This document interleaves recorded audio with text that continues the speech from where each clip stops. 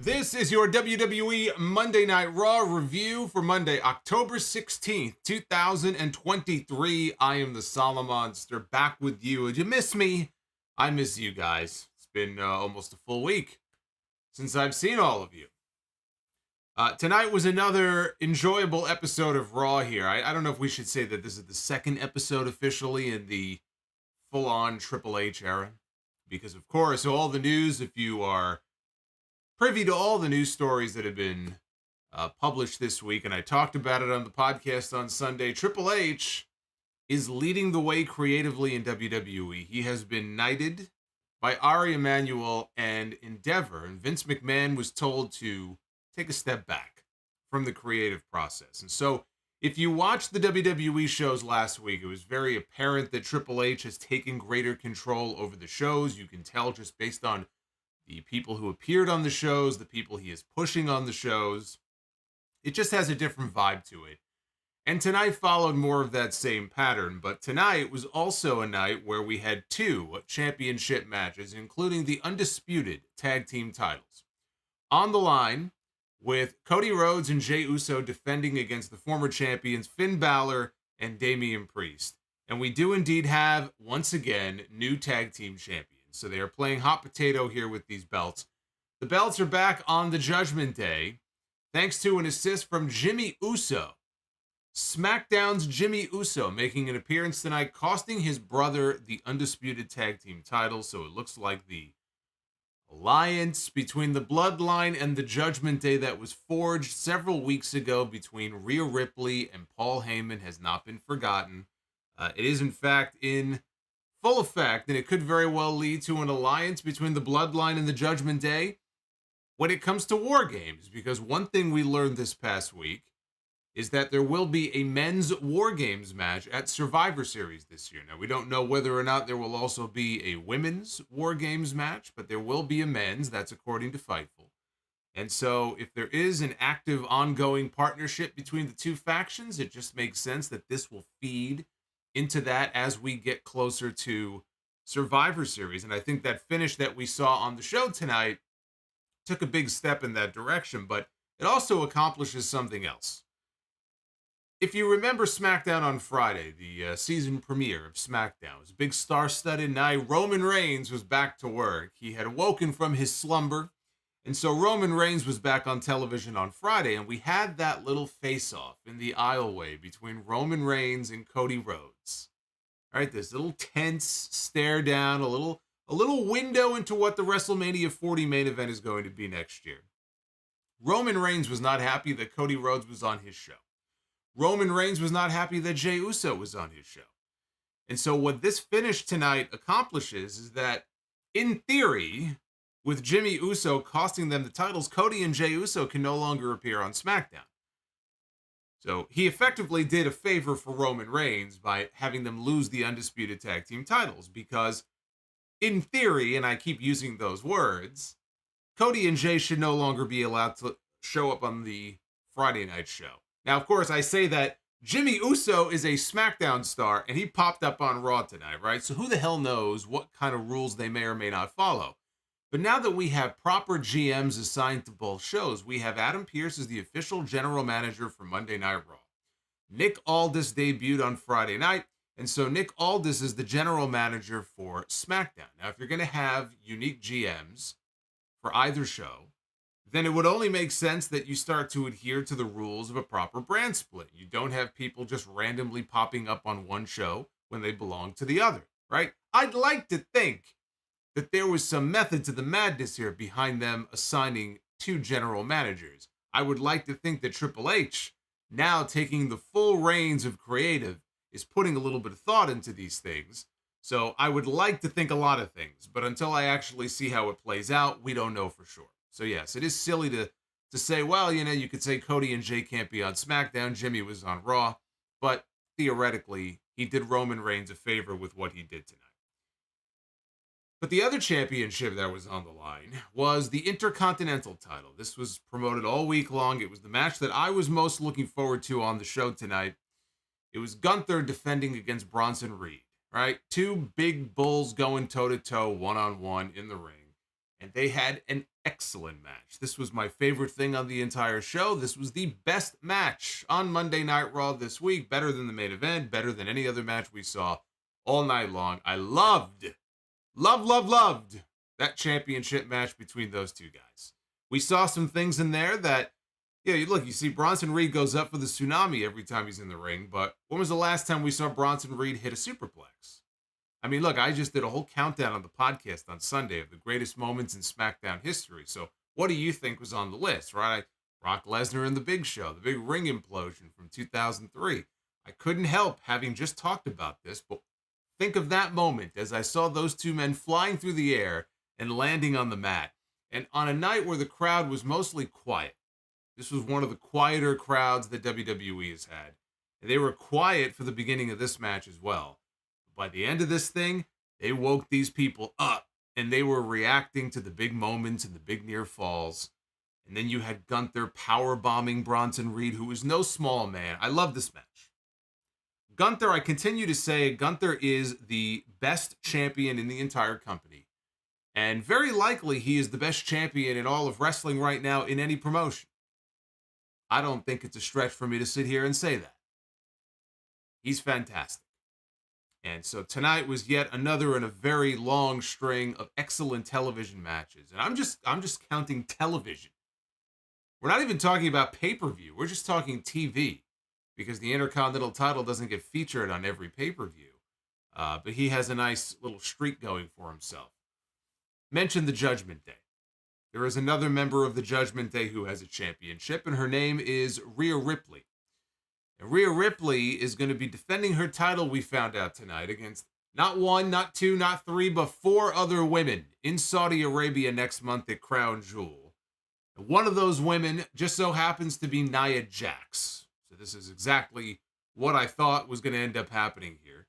Originally, I thought we were in for a three-way. I thought it was going to be Rhea Ripley defending her title against Raquel Rodriguez and Nia Jax. Well, they decided to add two more women to the mix. So now you can throw in Zoe Stark in addition to Raquel and Nia and Rhea and Shayna Baszler.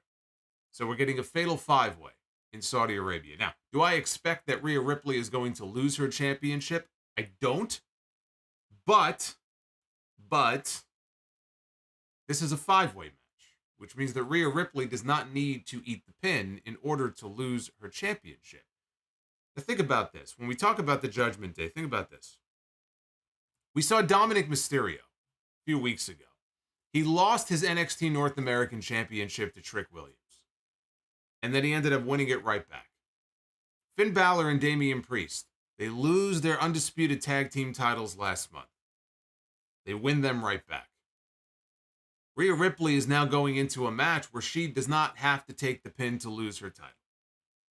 So you cannot sit there and say that it is a guarantee that Rhea Ripley is going to walk out of Crown Jewel, still the women's champion, and that there's no chance at all that Nia Jax is not going to walk out of there with that women's title. The members of the Judgment Day, they've got butterfingers. All these titles, it just slips right out of their hands. They can't hold on to them. So nothing is guaranteed. As long as she is in the ring and the title is on the line, there will always be that fear in the back of my mind. But one thing that was very apparent watching the show tonight, other than the fact that, again, the show itself just has a different vibe to it than it did a month ago. Clearly, this is Triple H's vision of where he wants to take Monday Night Raw. And I thought overall last week was a stronger show than tonight was, but tonight was a good show as well. But tonight, what you saw in multiple segments across the show, there was a heavy focus on the women. So Rhea Ripley was wrestling Shayna Baszler. And then you had all these other women come out that did a big schmoz at the end. It was actually a terrible finish to their match. But you had 5 different women that were featured in that segment. Rhea was in multiple backstage segments on this show. Becky Lynch was featured on this show in a couple of backstage segments. She was confronted by Xia Li. She was confronted by Jade Cargill, who in less than a week has now had face-to-face confrontations with Becky Lynch and Charlotte Flair. You had another match on the show, Piper Niven and Natalya. Chelsea Green was out there. A lot of women represented on the show tonight. And that's a great sign if one of the things that you would like to see is more of a focus on the women's division. Of course, it remains to be seen, though, whether or not, these women can get over, if they're going to be consistently featured. But this was a change from what I think we've seen over the last several months as far as just how many women got face time on the show tonight. Candice LeRae and Indy Hartwell as well. They were also featured briefly on the show. So it's going to be very interesting to see as these months progress. We head into the Royal Rumble. We head into WrestleMania season. If things stay the way they are, if Vince McMahon truly is being forced here to take a back seat, hands off, and let Triple H sink or swim on his own. Let Triple H do his thing. Truly, what does a Triple H-led WWE look like when he is able to lead the charge on his own, free of any interference, going into WrestleMania 40? That is going to be one of the big stories heading into 2024. But we're not talking 2024. We're talking 2023. We're talking October 16th, 2023. I am the Solomonster. Thank you very much for joining me here tonight. Like and subscribe. I sure would love to see at least 400 likes. I think we can do that at the very least here on this video before we get to the super chats later on, which are open. If you would like to drop one, we have some. You see some popping up on screen right now. I should mention there are a few new ones. You can find them in the description down below. There's a Cody Rhodes. There's a Jey Uso impersonation one that was requested. And even Brie mode. Brie mode has been updated for Halloween season. It's a limited time only for the next 2 weeks. So anyway, you can find those in the description down below. Hey, thank you, Justin, by the way. I don't know where he is right now, but Justin, he gifted a couple of memberships before we went live. So thank you to him for that. Kevin Patrick was back on the show tonight. Instead of Michael Cole. Michael Cole and Wade Barrett usually handle the announcing on Raw. No Michael Cole tonight. Kevin Patrick was filling in for him. You know what that means? That means that Michael Cole, in 26 years of working in WWE, only missed 2 shows. Well, he can't say that anymore. Now he's missed 3. Michael Cole has now missed 3 of them over the last 26 years. And per PW Insider, Cole was off. He had a personal commitment. It was known for weeks. It was not a sudden thing. And he is expected to be back on the show next week. Sami Zayn made his way to the ring to open the season premiere. We had the season premiere of SmackDown on Friday. Tonight was the season premiere of Monday Night Raw. I didn't realize when I was watching it last week that we were watching the season finale. He was out here all by himself because Kevin Owens was drafted. Look, everyone, it's Samoa BRO. Can't even say drafted. I mean, he was traded. Hey, Zachariah, thank you. He was traded. He was the trade compensation for Jey Uso coming to Raw. So KO is now on the blue brand. Sami Zayn's all by himself. And Sami said that he was sorry to see his team with Owens come to an end, but he was very excited to see what Owens will do on SmackDown. He's also excited for himself to see how things go for him here on Raw. He said that he was struggling with the idea that it was Jey Uso coming to Raw. That's the reason why his partnership with Kevin Owens was forced to come to an end. He said that he had a lot of mixed emotions. He vented about the Judgment Day being such a pain in the ass. Do you feel him, sir? There it is. M. Mills breaking in the new Cody Rhodes. Can you feel him, sir? When I watched that press conference, that more so even than drunk Jey Uso, for whatever reason, that moment cracked me up, I think, more than anything else. He just said that so deadpan. Hey, Ed Mills, thank you. So, they were such a pain in the ass, the Judgment Day was, when he and Owens were the tag team champions. And yet, here they are tonight. They're the ones getting a rematch for the tag team titles. And so, he said that bothered him to see that. He said the last year of his career, though, was by far the best of any year of his entire career. And now he has the chance to prove that he is world championship material. He is a world championship level superstar. All four members of the Judgment Day interrupted. Finn Balor said that the Judgment Day should be kicking off the season premiere of Raw, not Sami Zayn. And he mocked him now for being alone all by himself. Each of the members spoke. Rhea said that Balor and Priest would bring the belts back to the Judgment Day. She thought that Sami looked lost. And she said, there was a time that we used to recruit people that were lost, but we had a different plan for you, Sami, and that's to get rid of him permanently. They all surrounded the ring, climbed up on the apron when Jey Uso's music hit. It's just me, Us. That's it. He's all by himself. That's his theme song. It's just me. It's all on him now. He runs down to the ring with two chairs, hands one of the chairs to Sami. Judgment Day backs down. After that, Sami gave Jey a look, and he threw the chair down and left the ring. This is the beginning of a new chapter for Sami Zayn. Last year was all about the honorary Uso. It was all about him being a part of the bloodline. We didn't quite know where it was going or when they were going to get there. That's what last year was. And then earlier in the year, he finally got his championship match. It culminated with that big main event at Elimination Chamber in Montreal. And then he lost. And then he was reunited with Kevin Owens, and that took them to the main event of night one of WrestleMania. They beat the Usos, and they became tag team champions for the first time in WWE together. Right? They were tag champs in Ring of Honor. But for the first time in WWE, they won the tag team titles. And they had that run for a few months. And honestly, it was a very uneventful run for them as the Undisputed Tag Team Champions. Well, now Kevin Owens is gone.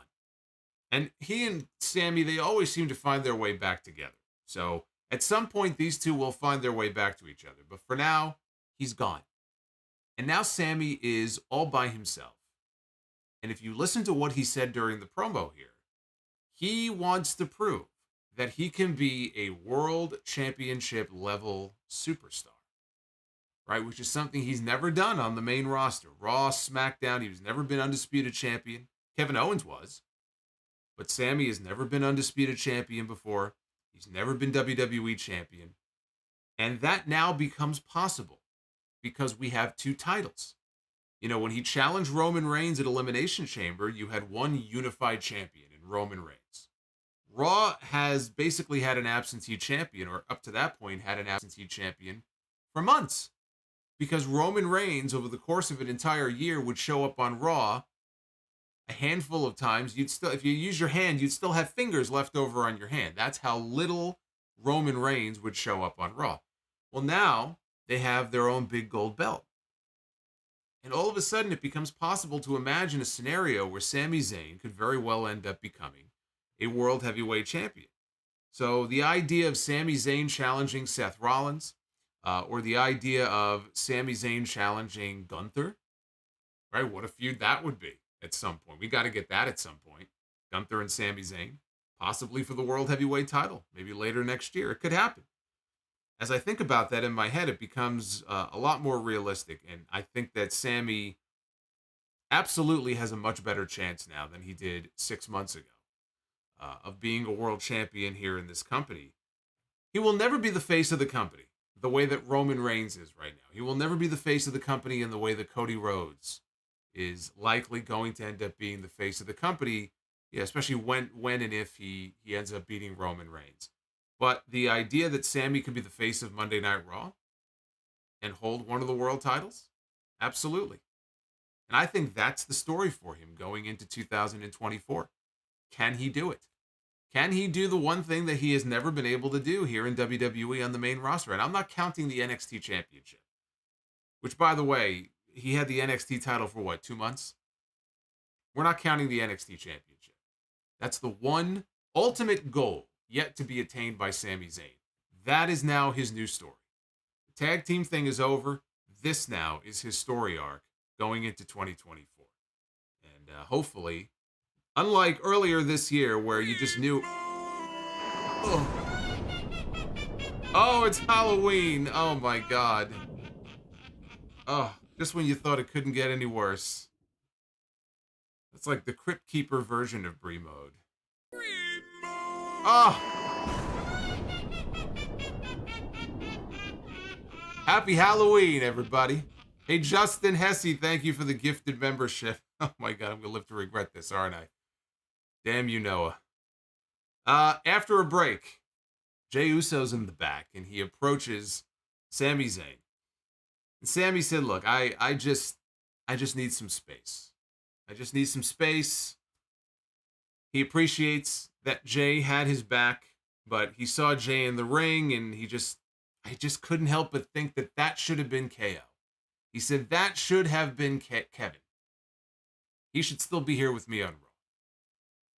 He said the reason Owens wasn't there is because of Jey.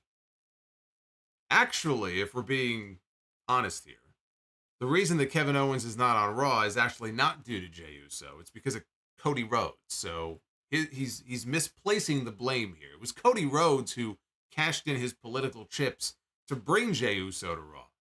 So he should be directing his anger and frustration at Cody, not at Jey. Sami said, he should be happy for Jey because he's got everything going for him, right? He's got a team with a friend and the tag team titles. Sami says he has none of those things. Jey said, you still have me. And he walked off. So Sami's standing there, and normally this would be where the segment sort of cuts away and he pushes over a ladder in frustration. But they keep the camera on him. And he goes, Jey, hold up, Jey. Jey, hold up. And they follow him. He chases after Jey. And he apologized, and he said that he's had a bad week, but he was happy for Jey. And he offered his hand, and he asked, are we good? And Jey Uso had a very serious expression on his face, and he thought about it. And then he smiled and yelled, yeet. And he gave him a big hug. So all was well between Sami Zayn and Jey Uso. We had Ricochet one-on-one with Shinsuke Nakamura. This was a Falls Count Anywhere match. Ricochet wasted no time going after Nakamura before he was even done with his entrance pose in the ring. They fought all the way to the stage. They fought back into the gorilla position. When they were done fighting there, you could see in the background, Shane Helms was there. And so Ricochet, he's starting to make his way out back through the curtain, but he sees Shane Helms, and he says, stand back, Hurricane. There's a Ricochet coming through. Don't quit your day job, buddy. After a break, we come back and they're fighting up in the crowd. They're probably up in the 200 level section somewhere. And we got a spectacular spot here from Ricochet. Ricochet climbed up on the banister. This was above one of the entrance tunnels, where the fans enter. So he's holding on to another fan's hand so that he can balance himself.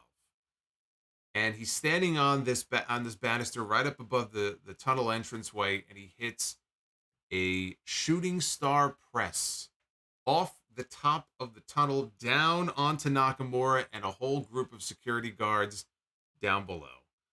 They showed 5 replays of this. This was the highlight, probably of the night.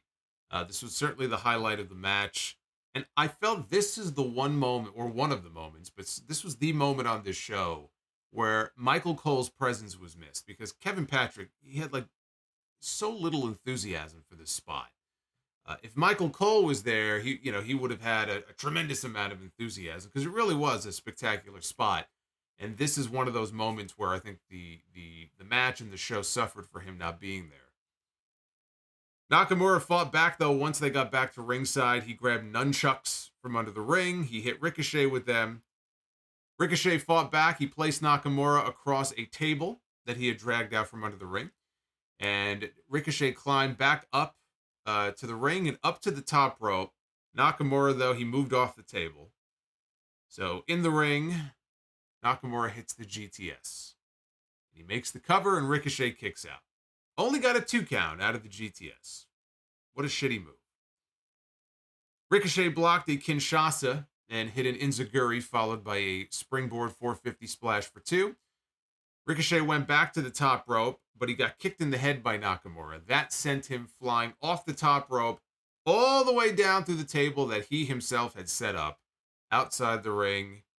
Nakamura followed him outside, and just as Ricochet was coming to, he got blasted with a Kinshasa, and he pins Ricochet to win the Falls Count Anywhere match. This was a really good match. A lot of flashy offense from Ricochet, including that big shooting star in the crowd that I mentioned. But it was a much-needed win for Shinsuke Nakamura. He's coming off 2 straight pay-per-view losses to Seth Rollins. So he needed this win. He got the win. Ricochet looked great, even in defeat. I don't know where they go with Nakamura. It's not like he's going to go after the Intercontinental Championship so long as Gunther has it, and he's going to have it for a while yet. So I don't know what the direction is going to be for Nakamura, because obviously his time at the top of the card challenging for the world title has come and gone. But again, this was a much-needed win for him. So backstage, Chelsea Green and Piper Niven, the women's tag team champions, they interrupted a conversation that Tegan Nox was having with Kaden Carter and Katana Chance, 2 more women that over the last couple of weeks have probably gotten more FaceTime on the show than they have in 4 months. Although they didn't do much, but they were on the show at least. Meanwhile, in the background, on top of right behind them, on the equipment crates, was Nikki Cross. And she was just brooding in the background. Chelsea mocked Tegan about her friendship with Natalya. Tegan said that she may have lost to Becky Lynch, but one thing she learned from her is not to let anybody disrespect her. And that led to our next match, which was Piper Niven one-on-one against Natalya. So Natty comes out, and Natty is wearing these heart-shaped pink glasses. She sees a fan in the crowd. Now, in the front row here in the aisleway is a little boy. Behind the boy is a girl. So she went over the boy, basically, or around the boy, to give the glasses to the girl. And clearly the boy was disappointed.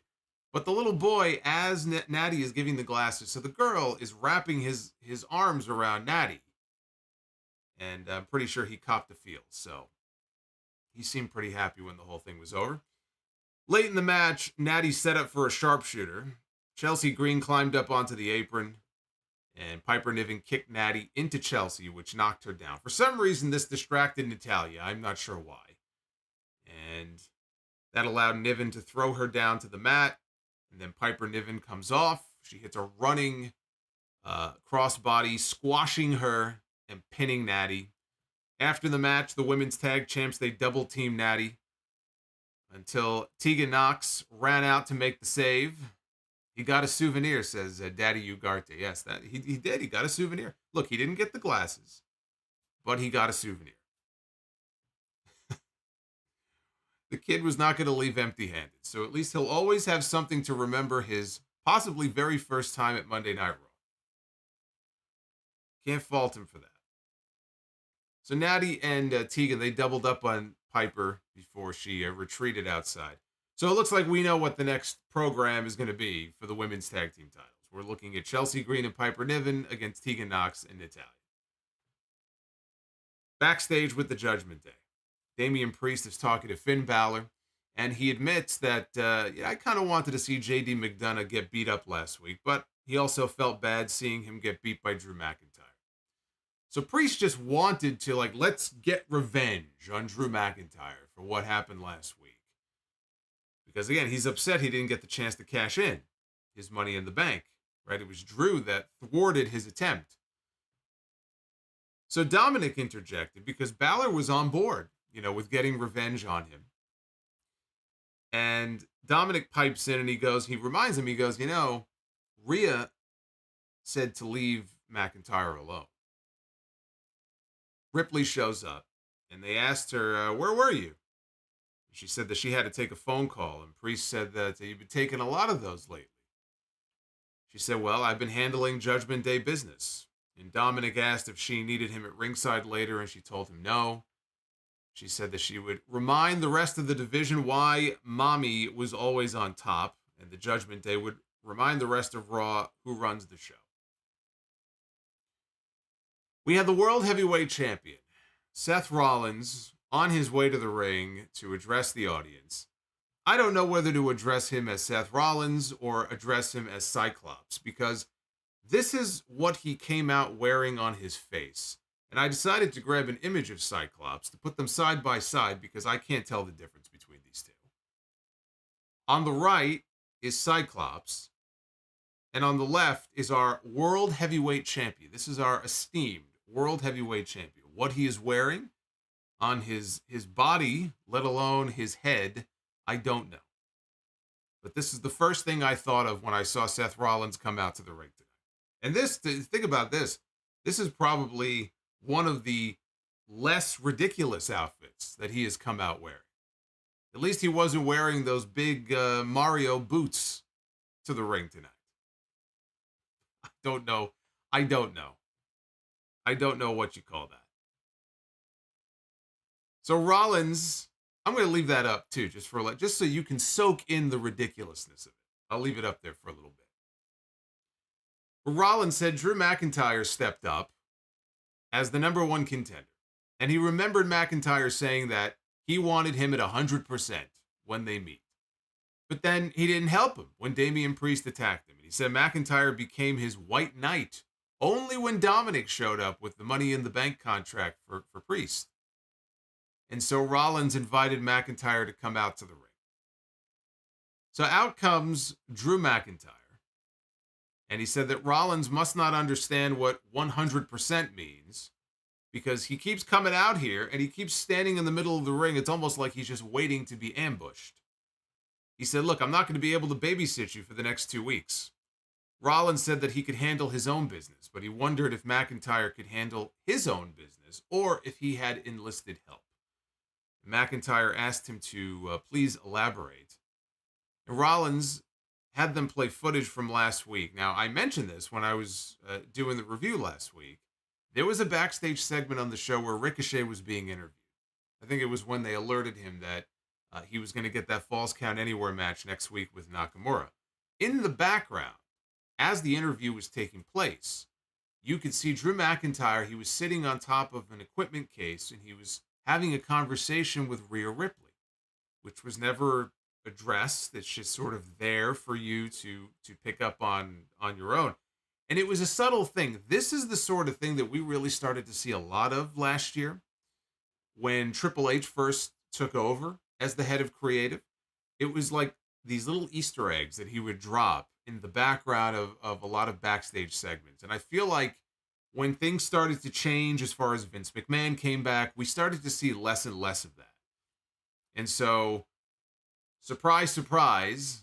Last week, which felt like the most Triple H of Triple H shows in forever, we had another one of those little subtle segments where you could see something else going on in the background and something different in the foreground. I don't think that was a coincidence. Rollins asked him to elaborate on this. What was that about? McIntyre said that he wasn't a thirsty creep like Jey Uso is, because Jey Uso has a thing for Rhea Ripley. I mean, can you blame him? He said Ripley came to him and what they discussed was none of Seth's business. He just needed to concern himself with defending his championship. Rollins said nobody was taking the title from him, especially not McIntyre. Rollins said the last few years have really messed with Drew. He's had big matches that have ended with failures, and he says McIntyre is afraid to fail again. So he enlisted the help of the Judgment Day. McIntyre said that Rollins sounded rattled, and he should be. The last time they had a world title match, McIntyre beat his ass, which is true. Last time they went one-on-one for the championship, Money in the Bank, 2020. That was the Money in the Bank show where both of the contract matches were at Titan Tower. But Rollins and McIntyre, I think they had their match at the PC. McIntyre said that all those L's that he's taken came at a cost, and he mentioned the bloodline.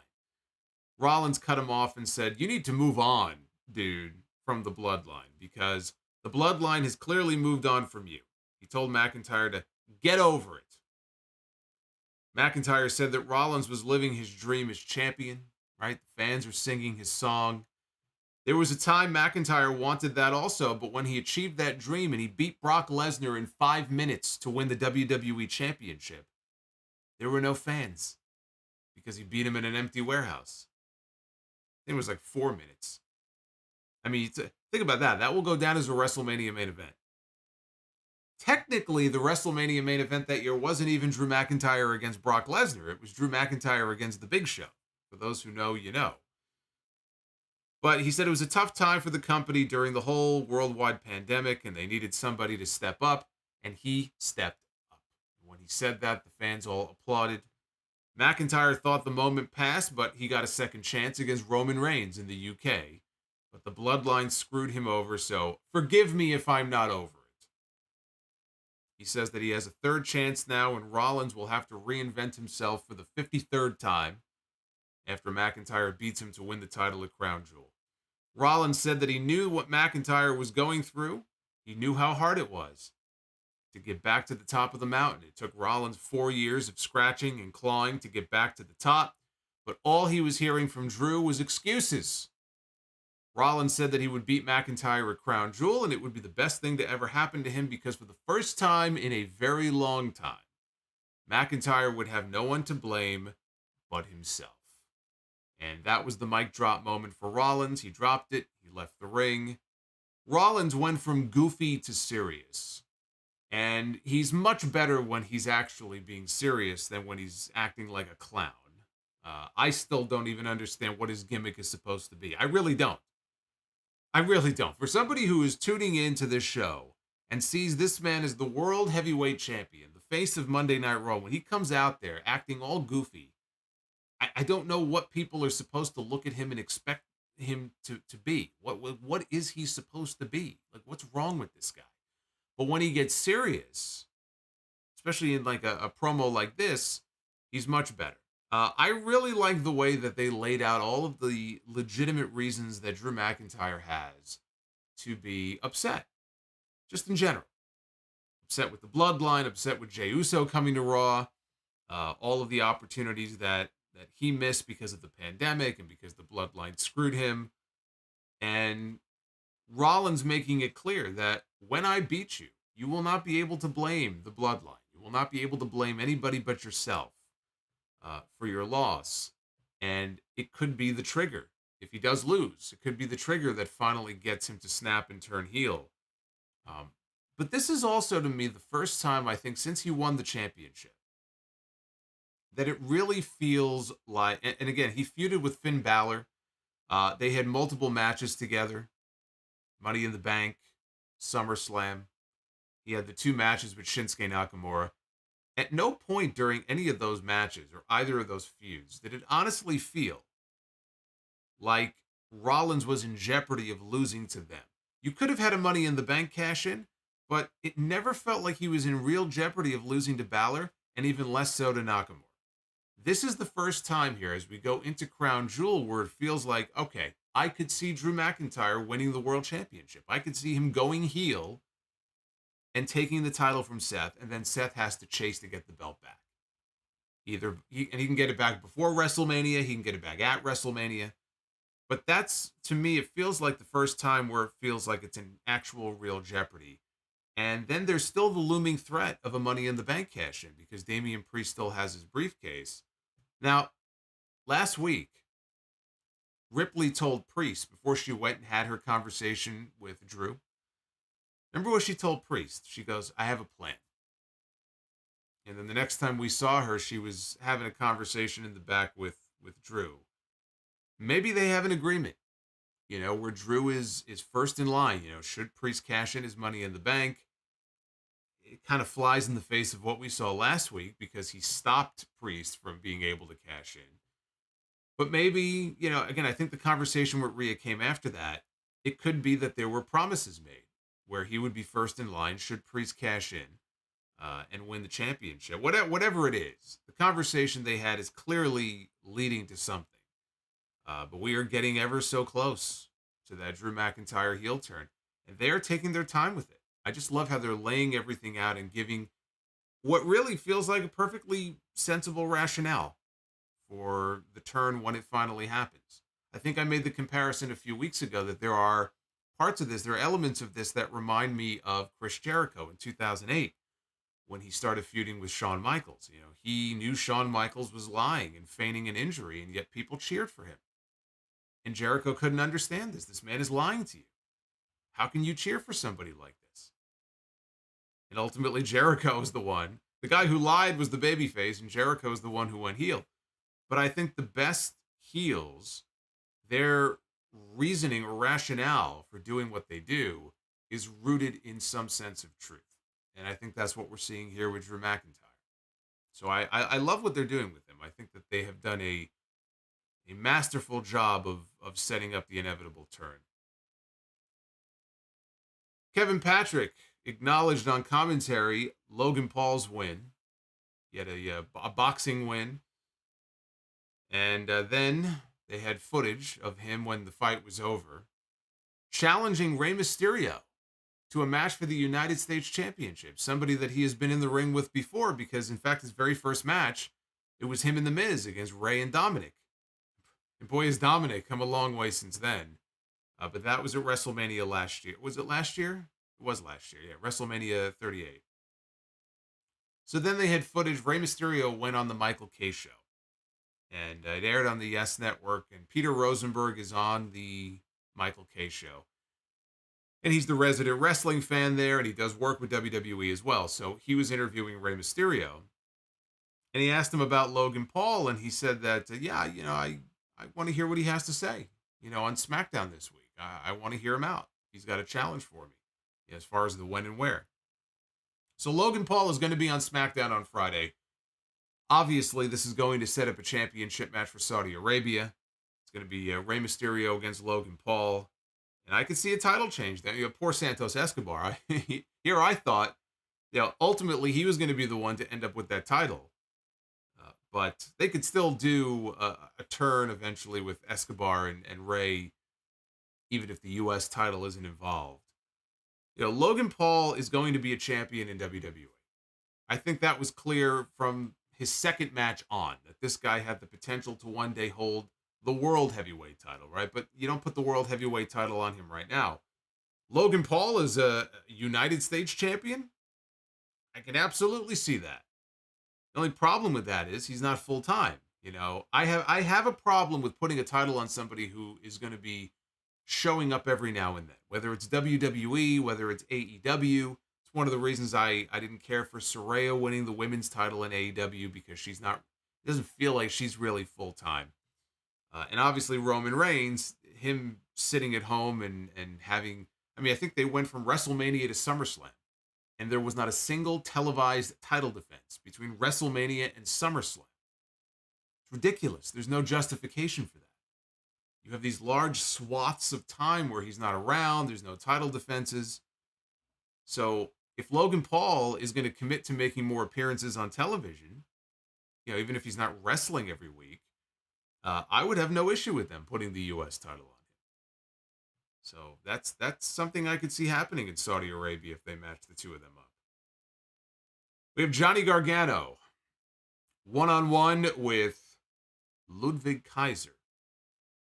Giovanni Vinci was in Kaiser's corner. No Tommaso Ciampa, because they said he was not medically cleared after the two of them. They were being interviewed last week, and they were ambushed by Imperium. So Ciampa was not there tonight. Kaiser kicked Gargano's knee. He went on the offensive. Gargano set up for a move on the apron, but Kaiser knocked him down. And then he knocked Gargano off the apron. He collided hard with the barricade. Gargano took this big bump into the barricade heading into the commercial break. Vinci almost inadvertently cost Kaiser the match after he got in Kaiser's way, and that led to Gargano hitting him with a draping DDT, very much like the Willow's Bell, and the one final beat DDT. Gargano had the match won, but Vinci reached in. He poked Gargano in the eye to break things up. Gargano rolled outside. He attacked Vinci. Vinci got into the ring. He was trying to escape, and when Gargano got inside, he got dropped by a Kaiser kick, and Kaiser followed up with a reverse STO into a DDT, and he scored the pin. The work here was solid. The crowd was dead quiet for most of it. With no Ciampa there to counteract Vinci, Gargano takes the loss until Ciampa comes back, and then we get the inevitable tag team match between the two sides. We still haven't gotten a DIY match yet. We still haven't even gotten that first match under their belt on the main roster together, but that's coming. Becky Lynch was shown backstage. She had her NXT Women's Championship over her shoulder. She encountered Indy Hartwell and Candice LeRae. Hartwell said that she respects all the opportunities that she's been giving lately, and she asked, when am I going to get a title shot? I didn't even lose the NXT Women's Championship, which is true. Indy Hartwell had to relinquish the belt due to an ankle injury. And then the next time we saw her, she was on Raw. She says, what about me? So Becky said that she would go talk to Adam Pearce and make it official. But when she turned around, who was standing there? The Women's World Champion, Rhea Ripley. This is not the first tease that we have gotten for a Becky Lynch-Rhea Ripley match. There was another face-to-face encounter they had once when they were passing each other in the aisle. This was the second tease. This is going to be your WrestleMania match. WrestleMania 40. Becky Lynch, Rhea Ripley for the Women's World title. That's going to be the match. Elsewhere in the back, Drew McIntyre ran into Sami Zayn. And he said that he appreciated the way that Sami diffused the situation between him and Jey Uso last week. He said that he was apprehensive about Sami when he first left the bloodline, but he's really stepped up. He's become a leader. He said Jey Uso did the opposite. He expected to be forgiven immediately. Zayn told McIntyre that he might need to put the bloodline stuff behind him, just like Seth Rollins said. He said he defended Jey. He said that McIntyre is the only one here on the roster who doesn't believe him and doesn't buy into the fact that he's a changed man. Zayn said that he can relate to struggling to put the bloodline behind him. McIntyre said that Zayn can't relate because he has never been a world champion before. And he said that Zayn changes with the wind and he will never be a world champion if he acts that way. Sami said that if McIntyre feels that way, could have a match next week. And Drew said, I don't ever back down from a challenge. I'll see you next week. We had Rhea Ripley one-on-one with Shayna Baszler in a non-title match. I just realized, to go back to the Logan Paul stuff, I said I can support the idea if Logan Paul was going to be making more frequent appearances, but the reason why that is even more important is that the U.S. title is on SmackDown. So is the WWE Championship and Roman Reigns. Even though Roman's back now, that doesn't mean he's going to be on television every week between now and the Royal Rumble or between now and WrestleMania. So that makes it doubly worse if you put the title on somebody who is not full-time on a brand that already has a champion who is not full-time, you're just going to decimate SmackDown. So if that is the plan, if the idea is to get the belt on Logan Paul, I sure hope they have some kind of agreement with him to get him on the fucking show more frequently than once every 2 or 3 months, because SmackDown can't take 2 absentee champions. That would be ridiculous. We had Ripley and Baszler. This was non-title. Baszler was wrenching on the arm, and so for the rest of the match, Rhea had her arm at her side. She was selling an injury to the arm. She eventually rallied. She hit a missile drop kick from the top. She went for Riptide. Baszler countered into an armbar. Ripley, though, muscled her up and slammed her down to break the hold. Rhea was bleeding from the back of her elbow. Looked like a minor wound. So now Nia Jax rumbles down to the ring. No music. She tried to get into the ring. Raquel Rodriguez showed up and cut her off. Then Zoe Stark showed up out of the crowd. She jumps off the barricade with a cannonball and takes Nia down to the ground. Rodriguez threw Zoe into the barricade and then tossed her inside the ring. Raquel then dropped Nia with a big boot. And Raquel charged at Nia, who moved, which caused Raquel to crash into the ring steps. So for the finish of this match, Zoe Stark gets into the ring and she kicks Rhea Ripley for the disqualification. It was as bad as it sounds. She kicks her for the very lame DQ finish. After the match, Ripley picked up Zoe, threw her at Baszler.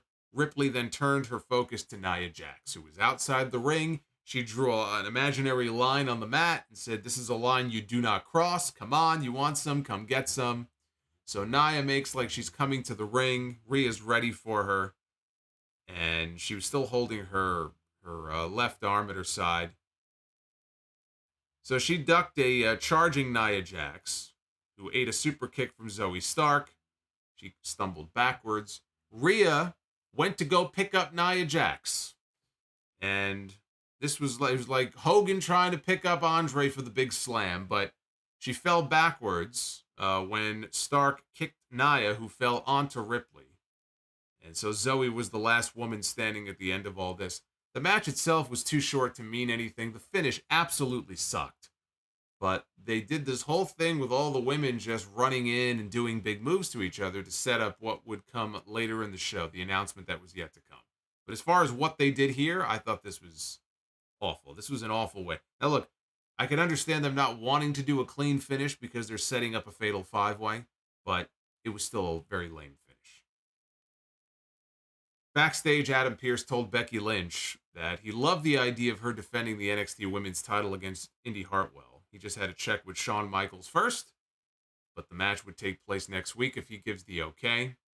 Xia Li showed up, and she asked Becky about her title shot. Becky told her, "Just say the word." And Xia said, "I will, on my time." And she walked up. So it was such an urgent thing with her that she showed up to ask about her title shot. And when she was told that she can get a title shot, she said, "Nah, when I'm ready." And she walked off.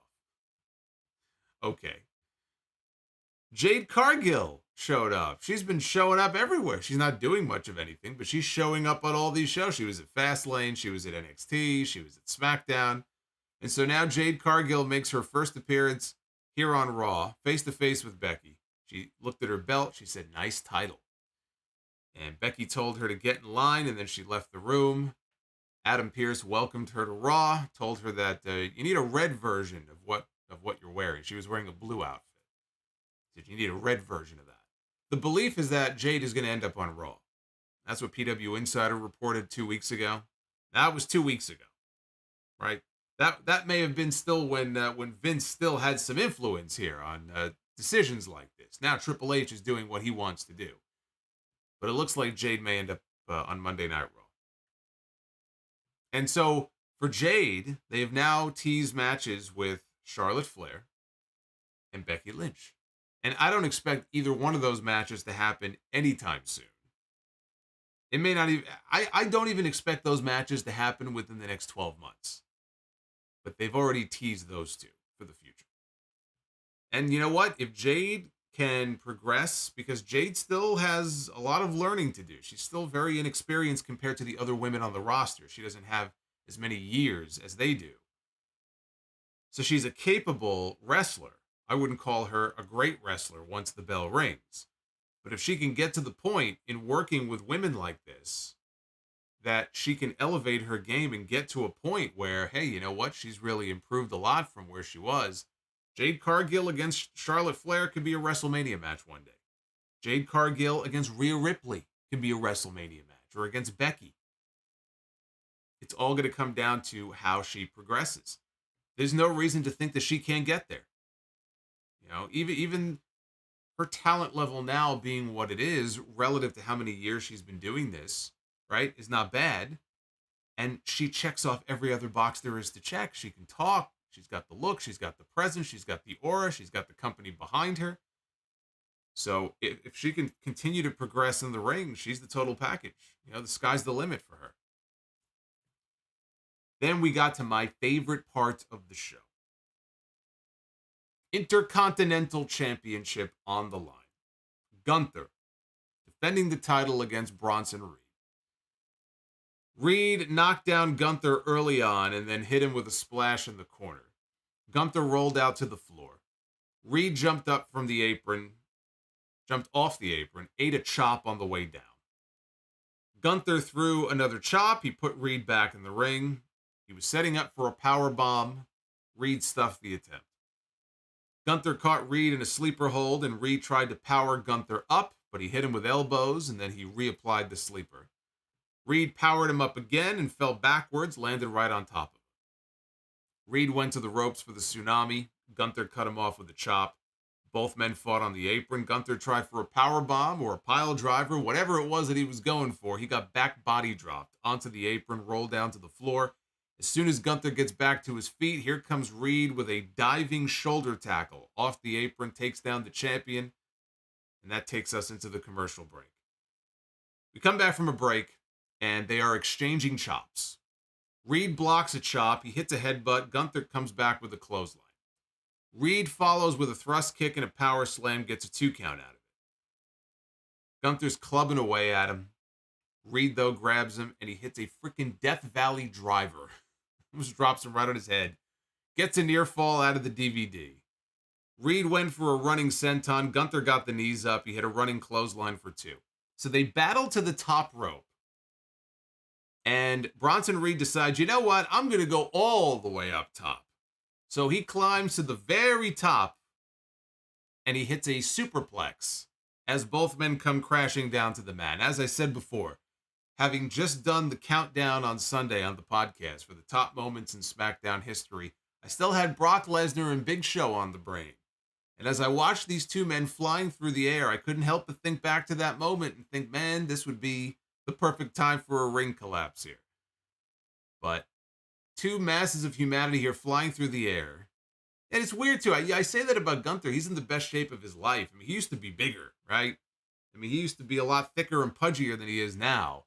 But he's still a big guy, you know. I think part of it is he's got these lanky arms and legs. And, you know, they bill him at 250. I don't know if he's actually 250. If not, he's probably, you know, pretty close to that.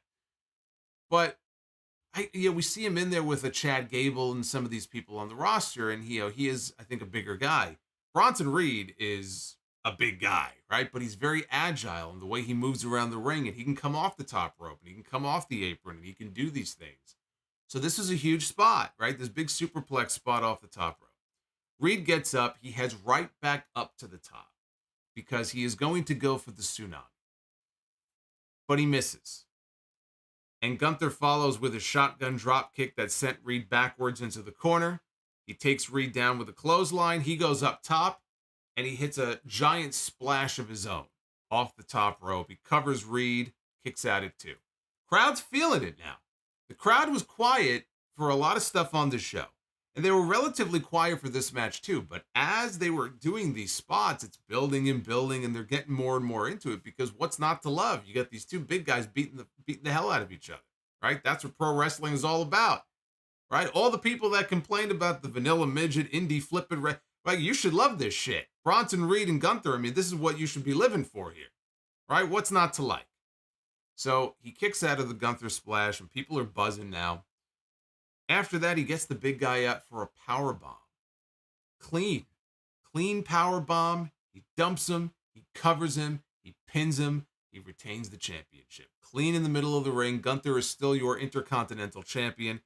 This is exactly what I was expecting. This is exactly what I was hoping for, and they gave me what I was looking forward to seeing. This was an excellent match.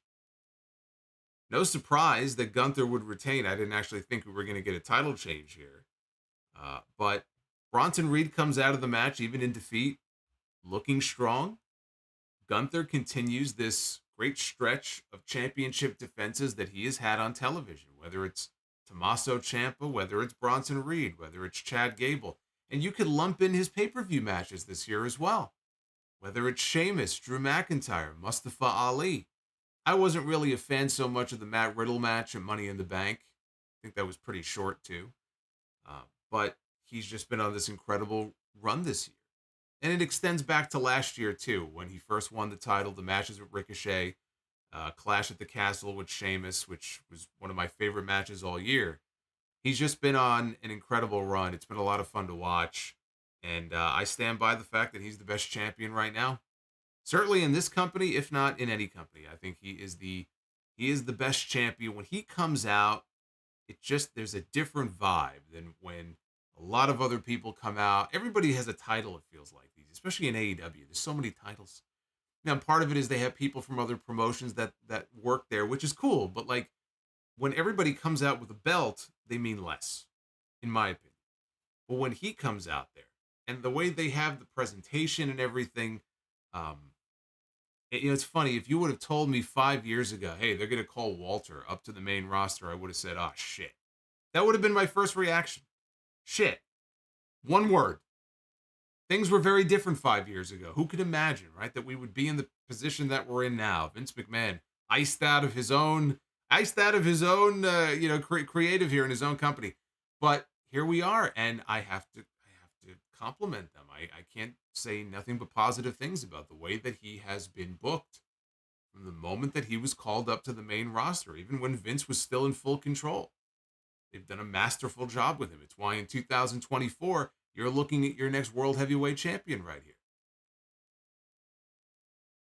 Can anybody say otherwise? There's no reason to think that by WrestleMania it won't happen. Backstage, Jackie Redmond was interviewing The Miz. Miz was complaining about not appearing on the season premiere until the third hour of the show. And he mocked Sami Zayn for missing Kevin Owens. He said Adam Pearce should be fired. And Nick Aldis should take over both shows. He said maybe Aldis would understand to put some respect on his name. Nia Jax showed up and took the microphone. Jax looked into the camera. She asked if we saw what was going on.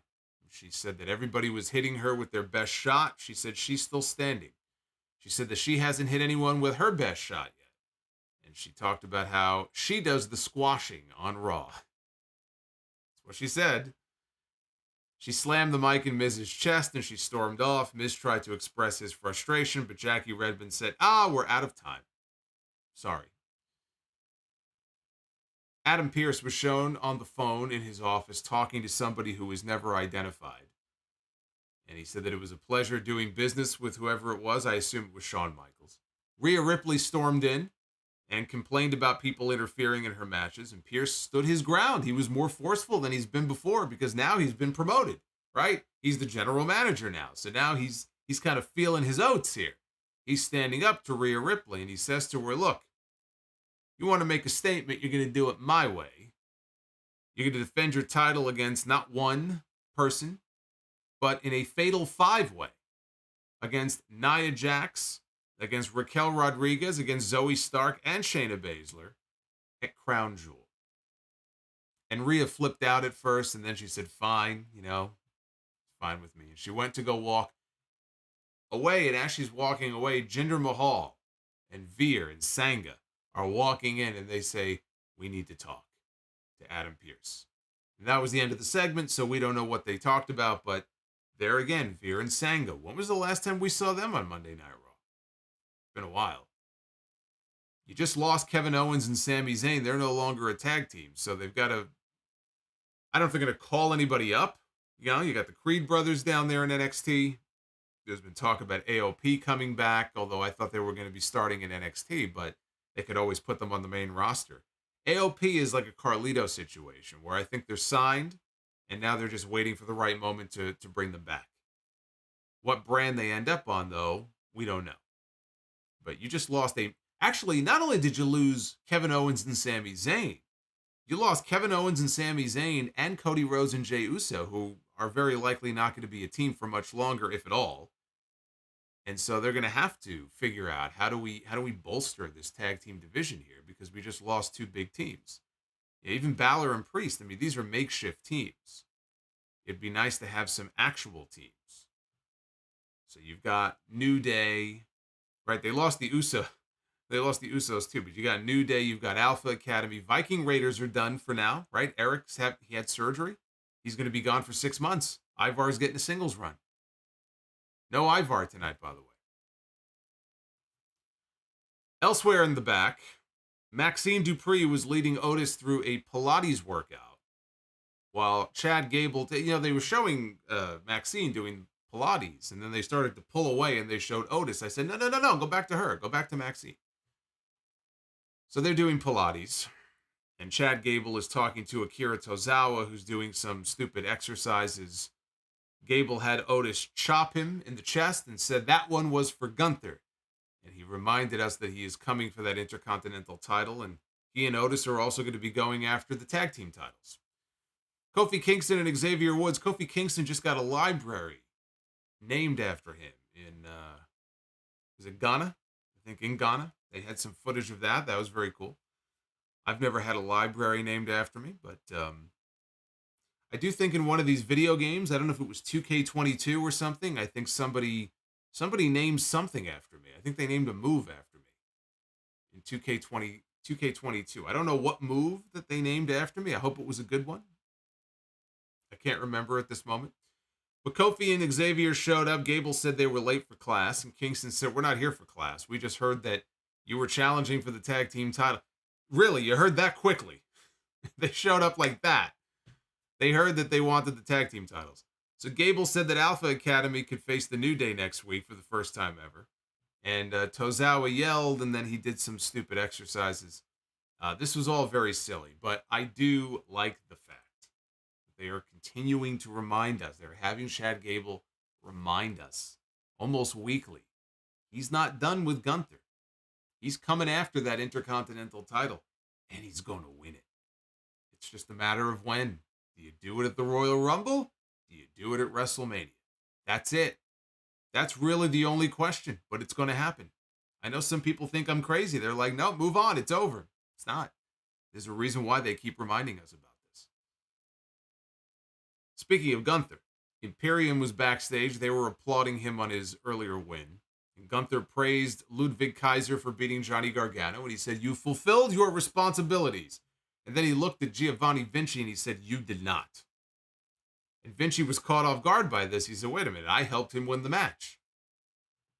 So Gunther said, I saw Gargano walking around backstage after the match. And he said that he expected Gargano to be stretchered out of the building after his match with Vinci next week. And then he told Kaiser that it's his responsibility.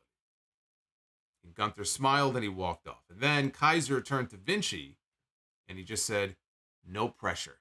And he walked away. So next week should be the return of Tommaso Ciampa. There's no reason to not expect that he wouldn't show up next week. Cody Rhodes and Jey Uso defending the Undisputed Tag Team titles in the main event against the Judgment Day, Finn Balor and Damian Priest. Jey got in some trouble early on, so Cody tagged in, and he was doling out some power slams to both men before hitting Priest with a disaster kick. Dominic ran out, and Cody chased him off the apron. Balor tried to attack, but Jey super kicked him. Rhodes hit Priest with crossroads, but Dominic placed Priest's foot on the bottom rope to get a rope break. They were 3 or 4 minutes into the match, so you knew it wasn't going to end there. So Cody decides to go chase after Dom. So now it's like ring around the rosy. He's chasing him around the ring, and as he's turning the bend to a different side of the ring. Finn Balor was there hiding, and he clotheslined Cody, and that took us into a commercial break. After the break, Cody and Priest were trading blows. Rhodes dropped him with a pedigree. They each tagged out. Jay hit Balor with a Samoan drop and a flying crossbody for 2.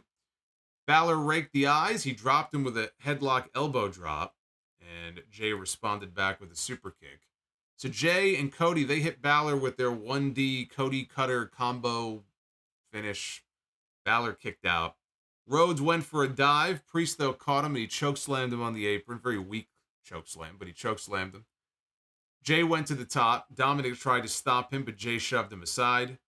That little delay, that allowed Finn Balor to get his knees up on an Uso splash, and he got a roll-up for 2. Sami Zayn ran out to go beat up Dom, and then Priest sent him face first into the ring post, so that took out Sami.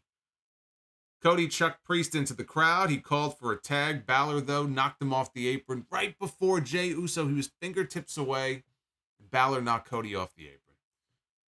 So Priest, outside the ring, catches Cody with a low blow. And then he picks up Cody in position for a Razor's Edge, and he delivers a running Razor's Edge through the announce desk. And that takes out Cody. Jey Uso then wipes out Priest with a suicide dive, and Jey checks on Cody. He goes back into the ring. Balor hit him with a sling blade and a shotgun dropkick. Jey avoided a coup de grace and hit a spear. He went for a splash. Priest, though, hit the ring, so Jey speared him too. So Jey goes to the corner again, and he's going up top. He's setting up for the splash, and who shows up but Jim? Because that's what he calls himself now. Jim Uso shows up, and he attacks his brother, super kicks him. Referee didn't see this. Balor hits Jey with the coup de grace for the win, and the Judgment Day regain their tag team titles. And with Jimmy in the crowd, smiling, very pleased with the job that he did, we have all 4 members of the Judgment Day with all of their titles celebrating in the aisleway, and the pyro is shooting off behind them. And that is how Monday Night Raw went off the air tonight. So this was your standard Raw main event. It was a good match. It was not a great match. It was a good match. Obviously newsworthy because we had a title change here. But the ending was a bit of a twist. I was not expecting to see Jimmy Uso on the show, costing his brother the tag team titles. So it looks like now we're going to start to see more progression in this story that they started a few weeks ago, where there's this partnership, there's an alliance, an understanding, an agreement between the Bloodline and the Judgment Day. I would imagine that played into what we saw tonight. Now, did Jimmy just go off the reservation and do it on his own because he thinks it's something that Roman wanted? I mean, that's possible too, but if it doesn't play into what we saw with Rhea and Paul Heyman a few weeks ago, then I don't understand what the point of that was in the first place. So I think this is going to play into things. And, you know, again, I said before, in theory, if they play by the rules, now that Cody and Jey are no longer the Undisputed Tag Team Champions, that means they should not be allowed to appear on SmackDown. Even though Jimmy Uso should not technically be allowed to be on Raw, and he was.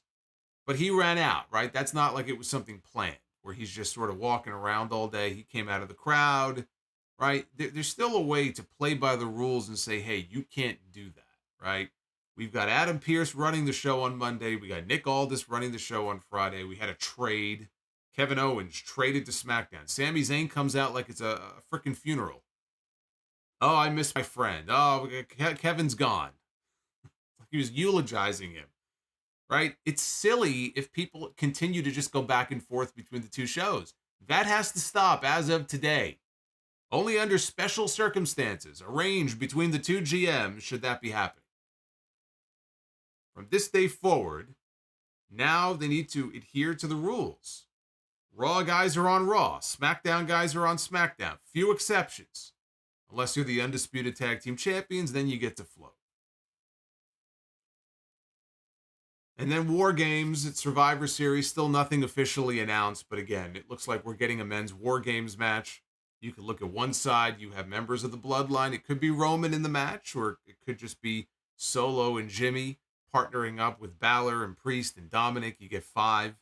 On the other side, it won't be hard to find 5 baby faces. You got Cody, you got Jay, you throw Sami Zayn in there, you could put LA Knight in there, right? Drew, does Drew factor into this in some way?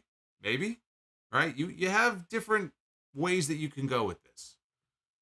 So we will have to wait and see what the lineup is going to look like for War Games. But that was Raw. Again, I thought another very good episode of Raw. I think I liked last week's a little bit better, but it was a good show. It was a very tolerable 3 hours. Now, here's another thing. I mentioned last week, you could tell it was a Triple H show because they announced 5 matches in advance. A week out, they put 5 matches on the screen and told you what was coming up next week on the show. They did something similar tonight as well. We already have a mostly full lineup for Raw next week. We have Sami Zayn going one-on-one with Drew McIntyre. We have Becky Lynch defending the NXT Women's title against Indy Hartwell. We have Johnny Gargano against Giovanni Vinci. Logan Paul, they said, is going to be on Raw as well. I don't really get that. If he's going to be on SmackDown doing something with Ray, why is he going to be on Raw? But I guess Logan Paul technically is not tied down to any one brand, so he'll be on Raw next week. And this is not official, but they teased New Day against the Alpha Academy. So that's what Raw is looking like for next Monday as I show you one final time here. Our World Heavyweight Champ, our World Heavyweight Cyclops. I still can't get over this. It's uncanny. Uncanny. Here's a Twitter poll. 74% of you have given this show a thumbs up. 26% thumbs down. What did you think of Raw for October 16th? At Solomonster, go and let me know. I want to know. I want to know. I want your feedback. Feed me. Input. I need input. Give me input. Let's input your super chats here and see what you guys are talking about. Thank you, by the way, for those of you who triggered some of the new ones. Yeah, it's a good score. 74%. Hey, that's a very good score. Can't argue with that. 74% thumbs up. Fire Panda. Yeah, Fire Panda had a super chat that accidentally got deleted by, I think it was Quiz, one of the mods. I did see it, though. I want to thank Fire Panda for the $20. I appreciate it. She was gloating about NXT winning over Dynamite last week. And Fire Panda, again with the $20, says props to Quiz for deleting and then recovering my super chat. I know. The Real CSO2 says, do you think if Bryan Danielson with WWE, I guess that means stayed with WWE, would he be, I don't know what that says. Would he be where he's yet right now having incredible... Yeah, Bryan Danielson's going to have incredible matches no matter where he is. If you could put Bryan Danielson in an auditorium with 300 people and a roster of 6, he's going to have great matches. So, as great as the matches are in AEW that he's having, he would be having great matches in WWE. They would just be different, They would not be as violent. They would not be as bloody as some of the matches are that he's in. The violence, for example, that we saw in the Iron Man match or in the strap match with Ricky Starks, you're not going to see that from him in WWE. And he's not going to be bleeding all over the place. He would have great matches. They would just be different.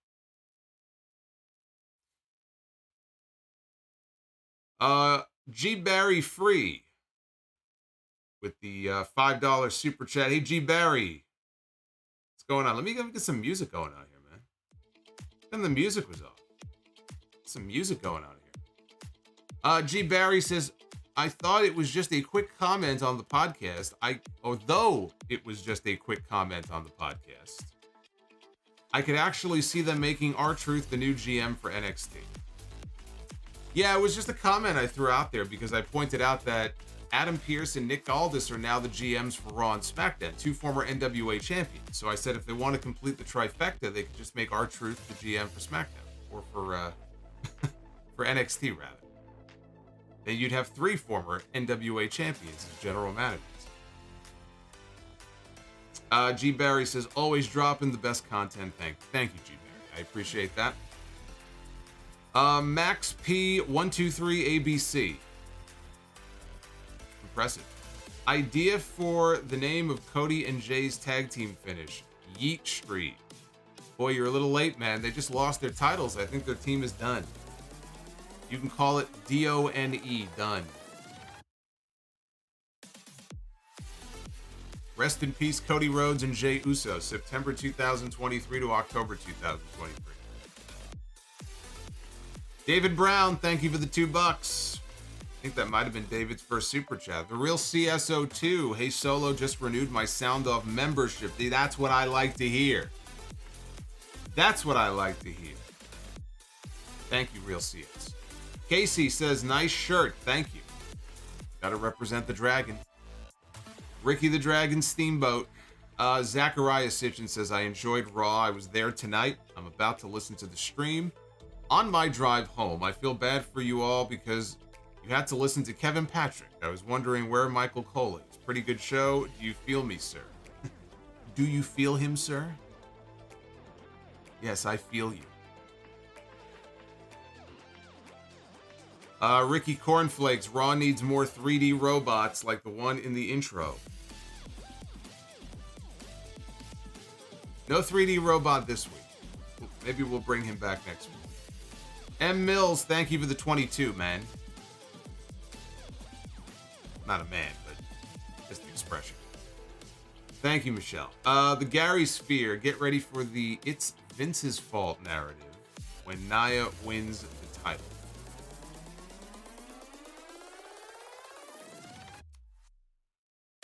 Jay from New Jersey with the $25 Bremo Halloween edition super chat.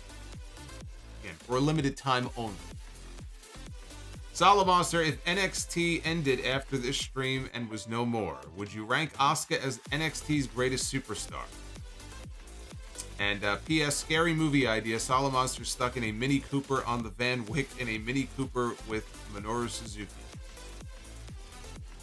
Well, I'll have you know that I met Mr. Suzuki the other night, and he was very nice to me.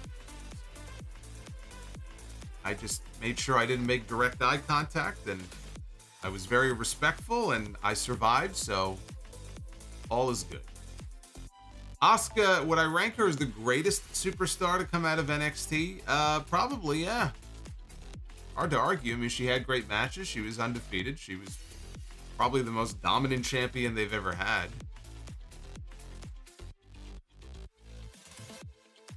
El Mace. Well, I'm going to call you El Mace. It's like the Maximum male models. $25 super chat. Watched the Leprechaun series for the first time yesterday, and it became a guilty pleasure, especially Leprechaun in the Hood and Back to the Hood. I was going to say, did you watch Leprechaun in the Hood? Tenorio128. What's up, Solo? Question, what is your favorite and least favorite Friday the 13th? My favorite Friday the 13th is part 3.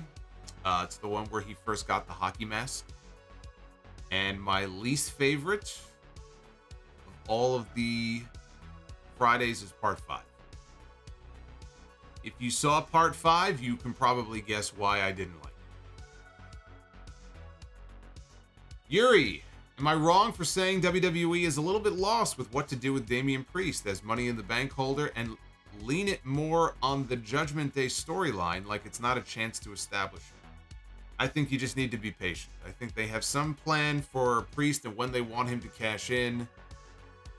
Whether or not it might lead to him being, ejected from the Judgment Day. Clearly that's not happening in the near term. I think they have a plan.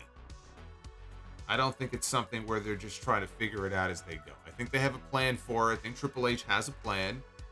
And we just have to be patient and see what that plan is. Remember, he's got a year to cash in. He doesn't have to cash in right now. Casey is Raw, a channel member for 20 months. He says, let's go. Let's go. What did Tony Khan say that time? In the press scrum when he was sticking up for CM Punk, all the comments Eric Bischoff was making about Punk, he's like, let's fucking go. Even Punk's like, whoa, calm down there. Easy there, big fella. Even he looked a little scared of Tony Khan. Yuri says Seth dresses like he got rare drops in an RPG.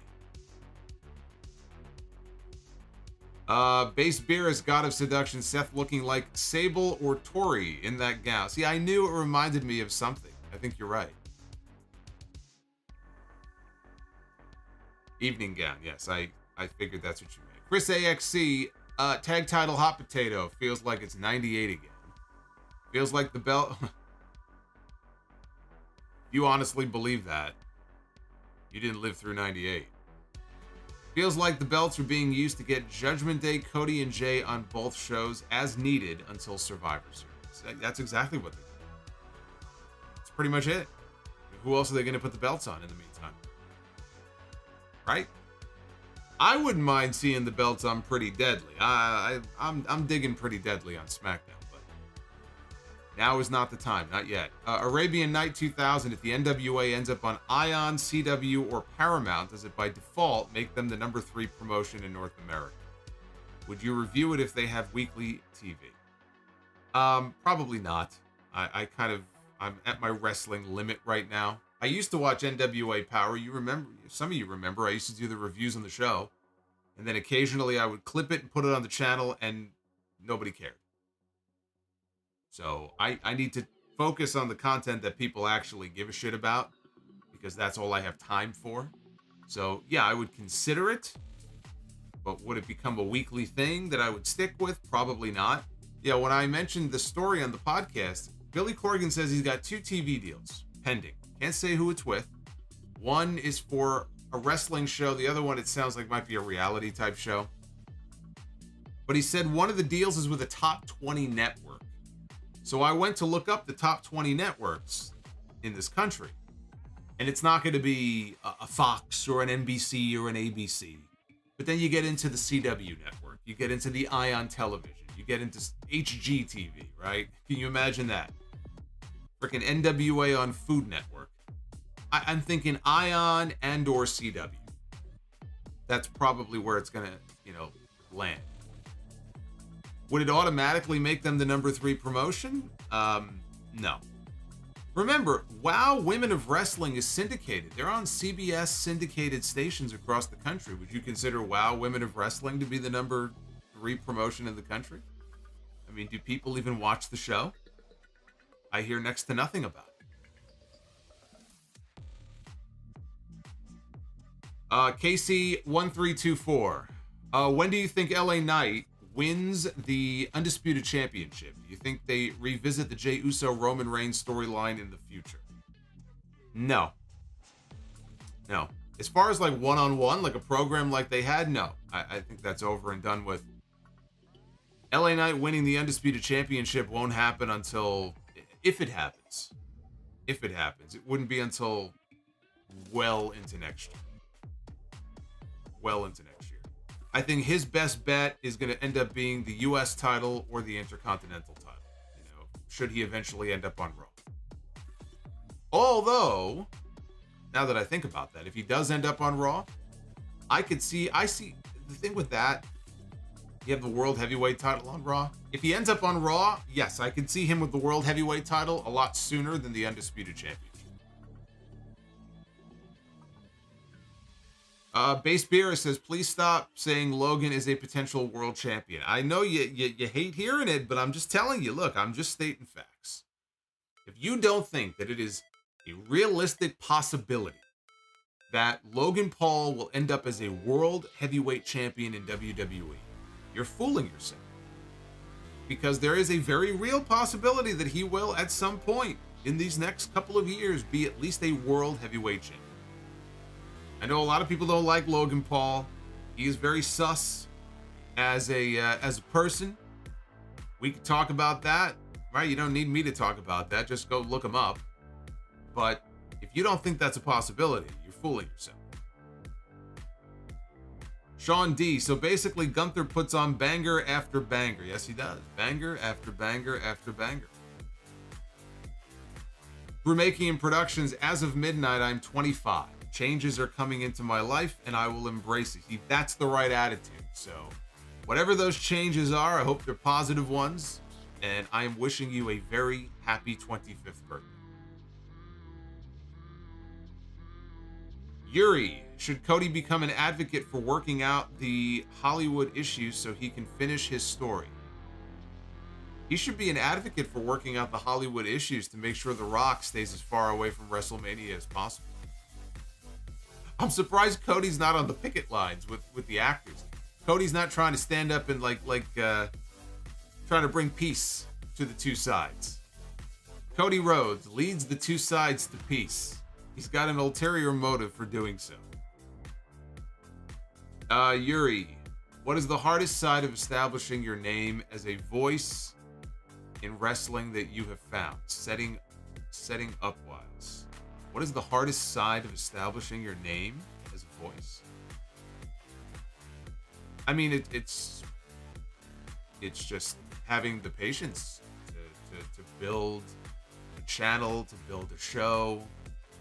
I mean, there are hundreds and hundreds of wrestling podcasts out there, if not thousands. So, it's hard to break through that and establish a name because there's just so many shows out there now.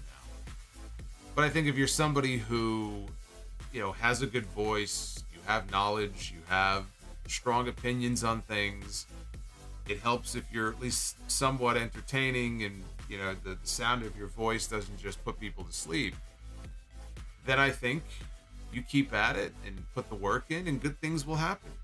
How big you might get, who knows? Could it lead to something professionally for you? Certainly possible, but I mean, look, if you're willing to put the work in, man, do it. As saturated as things are right now, it's going to be hard. I've been doing it long enough where, it's just something that's sort of developed over time. But believe me, it didn't happen overnight. It's a lot of hard work. So I love the people who say, oh, how hard could it be? You just sit in front of a microphone, you push play, and you just start talking. I used to hear that and laugh, but honestly, it's offensive when I hear stuff like that. Like, for people who think that it's as simple as, oh, you just, anybody can just talk into a microphone. Yeah, anybody can talk into a microphone. Guess what? Anybody can do it. That doesn't mean that those people are going to have an audience of other people who actually want to listen to what they have to say. Right? That's the hard part. DEH Sire says, if WWE was able to sign Ospreay and Triple H asked you, who should Gunther face at WrestleMania?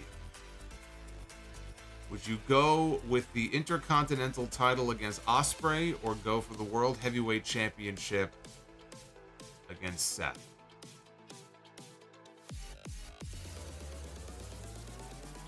I would do Gunther and Seth. I would stay the course. I think that's the direction they're going in. So I would stay the course. And then you could do Ospreay and Gunther after that. What do you? I mean, you only have them under contract for a limited amount of time. Come on, man. Save that. Save that match. Mark Kwan says, I like how you addressed the HBK Rock super kick on the first SmackDown. Funny, it was never even mentioned 1 year later when HBK was the referee for the Iron Man match. I guess we imagined it. Yeah, I mean, it was pointless. It didn't lead to anything. It was pointless. It was a tease for the sake of doing a tease. Yuri says, as someone who lost my dad much as I love him, is it bad to lob a joke like I wouldn't mind Christian being my new dad? No, I think that's kind of funny, actually. Some people, look, black humor, man. Some people deal with things in different ways. There's nothing wrong with dealing with it using humor. People do that all the time. Some people can't do that. That's okay, too. There's nothing wrong with using humor to cope or make jokes if that makes you feel better. Will Chisholm. Vince must be punching the wall, seeing all these people he does not want to see on TV. I kind of feel like if Vince is actually watching the show, that the minute he sees someone like Johnny Gargano coming out, his eye begins to twitch a little bit. Maybe not. He's probably Botoxed to shit, so he probably can't move anything in his face. But if he could still move the muscles in his face, you know, pre-work that he had done, I think his eye would probably be twitching. As soon as he hears Gargano, I'll tell you what, my eye starts to twitch when I hear Gargano's shitty theme music. It's just not the same without the original version of Rebel Heart. Nick Grosso, Yuri says, what was a better or worse BS name for a better wrestler for a while than Shorty G for Chad Gable? Yeah, that one still makes me angry. Nick Grosso, just to follow up on the Bryan Danielson super chat from about him having great matches. One dream match that needs to be on his list is Will Ospreay. I hope it happens. I still think, because he says he wants to be on the Wembley card next year. So I think the match for Wembley next year is going to end up being Danielson and Nigel McGuinness. I think that's why McGuinness is healing on him on commentary. And Nigel has said it's the one match he'll come out of retirement for. So I think if they're both healthy by then and able to do it, that's the match for Wembley. If it wasn't the match for Wembley, then they should do Danielson and Will Ospreay on that show. But I agree. Before he's done, I would like to see that match. Super Pony, what do you think Kevin Owens' first feud on SmackDown will be? I would like to see him against Rey Mysterio, but it looks like they're going with Logan Paul. I mean, I could see them doing something like Kevin Owens and Grayson Waller. You know, kind of start with something like that. Because if he's a babyface, for now, he's still a babyface, and, you know, he's not challenging for the U.S. title or the Undisputed title. He's already worked with the Bloodline, right? Been there, done that. And who else is there for him to work with? I think of someone like a Theory or a Waller, and I think Owens and Theory we've already seen. Owens and Waller we haven't. So I could see that being his first feud. Sean D, I can respect that. My favorite Friday the 13th is with Marty McFly's dad. Him dancing and then being stabbed will never not get old.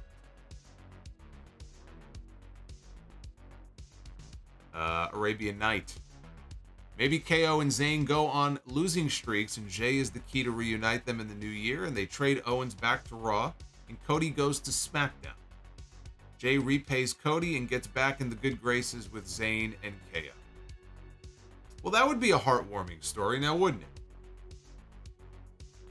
That's a very nice pitch. Try to get the two of them back together. And then to get Cody to SmackDown as well. But more likely, Cody will end up winning the Rumble or the Elimination Chamber. That's how he'll get to SmackDown. Boney, assuming he's telling the truth, how was Billy Corgan able to get NWA a TV deal before Tony Khan did for Ring of Honor? Oh, I'm sure if Tony Khan wanted to deal with the CW, he could have gotten a deal. The thing is, he did not want a deal with the CW. He wanted Ring of Honor to have more exposure than that. Whereas Billy Corgan is just, I'm sure Billy Corgan is like, ooh, television? Yeah, I'll take it. It doesn't matter. As long as he gets television exposure, because you listen to him talk about YouTube and he hates YouTube. You can't make money on YouTube, but, you know, for him, I don't know what the expenses are that he's dealing with. So yeah, for him, maybe he is losing money on YouTube. So I think he'll take whatever TV deal he can get. So if it's Ion, if it's the CW, he'll take it. Tony Khan, he's not going to take a deal with Ion or the CW for Ring of Honor.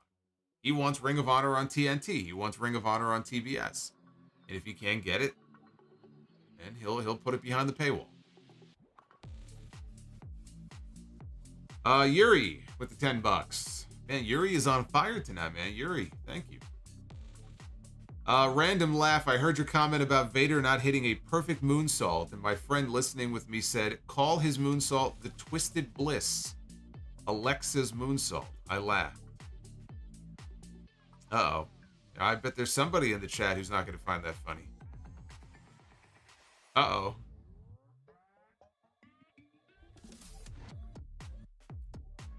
Is Blissfan with us? I know Blissfan was with us earlier. I don't know if he's still here. DJ Pharaoh with the $9.99. Enjoyed Raw tonight. Did you hear Bischoff say Tony Khan can't book wrestling? Wanted to hear your take. Agree or disagree? Is Eric again acting like he knows more than he does as usual? Tony Khan can book wrestling, and Tony Khan can make mistakes and do stupid things like any other promoter or booker would do, including Eric Bischoff, who also made a lot of really stupid mistakes. And you probably also had people back then saying Eric Bischoff doesn't know how to book wrestling. So Eric Bischoff can certainly make that comment if he wants to, and he is entitled to his opinion. But to me, that doesn't make him any different than a lot of other promoters who came before him. Tony Khan has done a lot of good and has booked some great stories and matches on his shows. And Tony Khan has also made some very head-scratching decisions. Tony Khan has also booked people in ways that can be very frustrating because you see them and then you don't. And there's no explanation sometimes for why people suddenly disappear from television. Or he'll have somebody like a Wardlow, or he'll have something that's hot and then he'll cool it off, whether he intends to or not. He's not infallible. He makes mistakes. I don't see how that makes him any different than someone like Eric Bischoff. Eric Bischoff made a lot of mistakes, to the point where Eric Bischoff got fired and relieved from his position. Will Chisholm, it really feels like TKO played Vince. I would love to be a fly on the wall when Vince has family dinner with Triple H. Yuri, for America, what would you say is number 3 promo outside WWE AEW? Is it still Impact, MLW, or GCW? For the number 3 promotion, so he's saying outside of WWE and AEW. Oh boy, what would the number 3 promotion be at the moment? Well, you know what? I guess we have to wait and see what this television deal is that we were just talking about the NWA having. Because if the network were to be a bigger network than I am expecting it to be, you might be able to make the argument that NWA would vault into the number 3 spot. I'm not expecting that to be the case. So I think by default it would have to be Impact. Now it's a distant number 3 as far as their television exposure and the money they make, but what else would it be? It would have to be Impact. It's not MLW. It's not NWA. It's not GCW. Yuri, thanks for the reply to the voice in wrestling question. We all know you work hard here. As a kid with a dad that was a mark with mags back to the late 60s, I always wondered, trying, just too shy. Look, my advice to you, if it's something you want to do and you're just being, that's what's holding you back. I tell other people this too. Just do like a short mock segment that only you will listen to or only you will watch if it's going to be on video. Just for you. And do another one and do another one and do another one until you get comfortable doing it. And then you can put it out there for public consumption and see if people, listen to it, if they stumble upon it, what they think of it. So there's nothing wrong with just practicing and rehearsing just by yourself, listening back to it, watching it back, getting accustomed to seeing yourself and listening to yourself. Some people don't like the sound of their own voice. Some people can't stand, the way they look on camera, or they're too shy, like you said. I mean, nothing to worry about. My God, do you see some of the people that are on YouTube that are doing videos? Are you serious? Do you see some of these people? You would be just fine. Believe me. You got nothing to worry about. Trust me. Nick Grasso. Did you hear the latest on Tammy Sitch pleading insanity, claiming mental health issues for a lighter sentence? Ridiculous. Yeah, I did see that. I didn't read all the details. Her lawyers are pleading something. They can plead whatever they want to. As long as she ends up behind bars where she can't hurt anybody, that's the only thing that matters. She's going away for a long time, whether it's in a prison cell or a mental institution. she'll be locked up for the rest of her adult life, which is where she belongs. Yuri, what is the one horror movie that messed with you as a kid? Personally, Freddy was hard for me as a kid since I had such vivid dreams. I avoided the movies, so it didn't wreck me until I was older. Honestly, I don't know. There's been debates about whether or not this would also be considered a horror movie. I think it would. I gotta go Jaws. And you might not think of Jaws as a traditional horror movie like Freddy, Jason, Michael, Pinhead. But Jaws, I'm sorry. That was a horror movie. And Jaws scared the shit out of me. Now, when Jaws came out, I was not alive. But when I did see Jaws, it scared the shit out of me. So I think I have to go with that. The Winston Slip, what did you think of Friday the 13th, 2009? I don't remember. I did see it. I don't remember much about it, so I think that tells you everything you need to know. Didn't really make much of an impression on me. G. Barry Free, with Gunther being the heavy favorite to win the Rumble, do you think Seth beats Gunther at Mania? And that gives the chance for Priest to win the title. I think that would be a very big mistake to have Seth beat Gunther at WrestleMania. But if he was to beat Gunther and he still had the briefcase, yes, I think I could definitely see Damian Priest cashing in a WrestleMania. But I think Seth beating Gunther would be a mistake. I think that would be a very big mistake. Justin G, I've no sympathy whatsoever for Vicente McMahon. Exactly what Vince said to Bret, right? In that interview after Montreal. I have no sympathy whatsoever for Bret Hart. I have no sympathy whatsoever for Vince McMahon. Arabian Night, Knight versus Paul for the U.S. title at WrestleMania. Very, very possible. Because look, I mean, it's going to be Roman and Cody, right? It's got to be. They're setting it up. What do you do with Logan Paul if he's not going to be challenging for the Undisputed Championship? And he's on SmackDown, right? So he's not challenging for the IC title either. What do you do with him? Logan Paul is an opponent that would make sense, and it doesn't even have to be for the U.S. title. It probably would make more sense for it to be, honestly. And he could win the belt off of him. But whether it's for the title or not, I mean, it's not like they didn't already tease it heading into Money in the Bank this year. So, yeah, I think you may be onto something. I think that would be probably among the likeliest ideas for LA Knight at WrestleMania.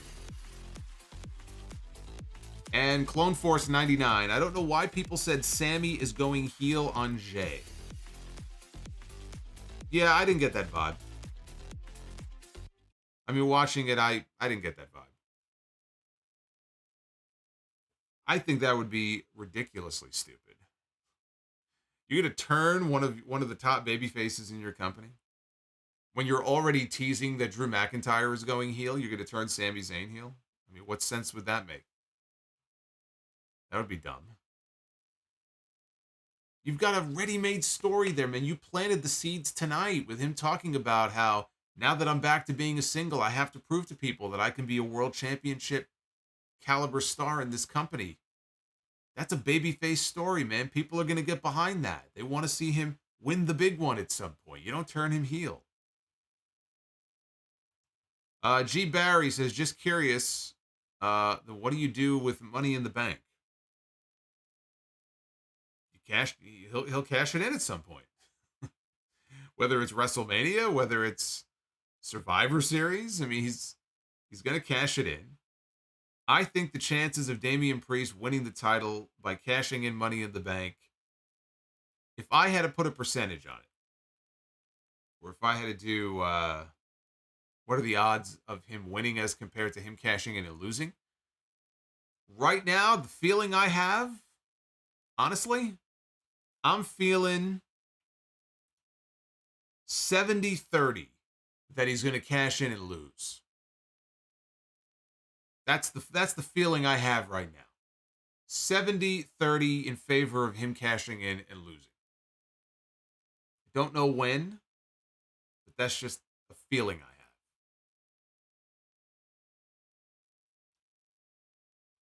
We have got, who is this? It's Yuri again. Man, Yuri, you are on fire tonight. Yuri coming in with a $10 super chat says, being from East Long Island and having seen sharks doing their thing, yes, because sharks are no jokes. Makos, not great whites. Makos are wild. I've never heard of that. What is a mako? That's a type of shark? I'm telling you, man, Jaws will mess you up. Even if you're only watching it now for the first time, that movie will mess you up. And if you're not aware of the making of the movie and all the problems they had with the mechanical shark and everything, they've done documentaries on it. You could probably find it on YouTube. Like, it's worth watching. Like, that movie, the fact that it even got made after all the problems they had is crazy in and of itself. But Yuri, thank you. Paul Carpenter coming in with a 5. You know, I have not even checked the likes goal all night. I said 400 was the goal that I set. And we're 528. Okay, very nice. You didn't let me down. I like it. Paul Carpenter says, talking about horror movies, there's a new movie called Totally Killer. A girl goes back in time to stop a killer. It's like Scream or Back to the Future. First I'm hearing of that. I will have to check that out. Totally Killer? Is that like a movie, or is it on Hulu or Netflix or something? Dr. Bropio chiming in. The Mist had the best ending of all time. Oh, come on, man. That's terrible. The Mist, that was a very disturbing ending to The Mist. You would like something like that. See, I'm not surprised. You're sick. You're a sick man. Arabian Night, after what Sami said tonight, what if he beats Seth at the Royal Rumble, and then KO wins the Rumble, setting up a match, gets Owens on Raw, and Cody goes to SmackDown? It's creative, but I don't see that happening. I just don't see it. Let's be the booker. Ladies and gentlemen, it is now time to be the booker. Thank you guys for the likes. Again, it does help the video out a lot, so I appreciate it. Don't ever stop. Keep hitting that thumbs up. Let's see if we can run that score up a little bit higher. Well, let's be the booker here. A segment that you will only find here on this channel. Nobody does it like we do it. All right, let's see. Let's book some matches here. We begin with the bad guy, Razor Ramon. Damian Priest used the Razor's Edge on the show tonight, so very appropriate that we would have Razor Ramon come up here. Razor Ramon is going to go one-on-one with JBL. Yeah. I don't like that match. We could do better. Scott Hall against somebody else. Scott Hall and JBL, I don't like that match. All right, let's take this for a spin. Ladies, be the booker. We begin with the man, Becky Lynch. We're starting out with a man here on Women's Be the Booker. Becky Lynch, the reigning NXT Women's Champion. One-on-one with Mandy Rose. I have to give the bell just for Mandy Rose. Just that image of Mandy Rose. I almost said Trish Stratus. My first thought was Trish Stratus. And then I said, nope, that's Mandy Rose.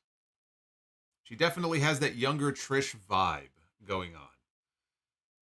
And now we go to the tag team. So you never know what kind of match we're going to end up on here. It makes you think. That's the point. It makes you think about some of these matches. We begin with Braun Strowman and Ricochet, who had a short-lived team before Braun got hurt.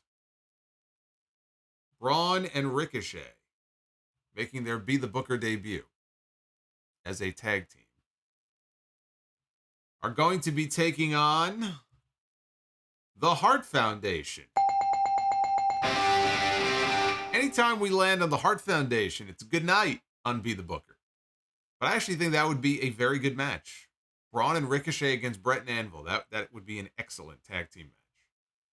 And so 2 out of 3 is a pretty good night. There you go. 2 out of 3. You'll love to see it. G. Barry says Saw 1 had the best ending of all time. You know, it's hard to argue with that. I watched Saw 1. I probably should have seen it coming, and I didn't. And I thought it was an incredible ending. I loved it. And the music and everything. So good. It's one of those endings where I wish I could erase my memory and go back and rewatch it again. Sean D says, The Mist's ending isn't better than The Thing's. The Thing had a great ending, too. Talking about the 82 Carpenter one. Which reminds me, I should watch it again. You know, we're already more than halfway through the month. I've been so freaking busy. I haven't watched any of the Halloween movies I like to usually watch, man. I don't leave any time for myself, man. It's going to be Halloween. It's going to come and go. What a waste. What a waste.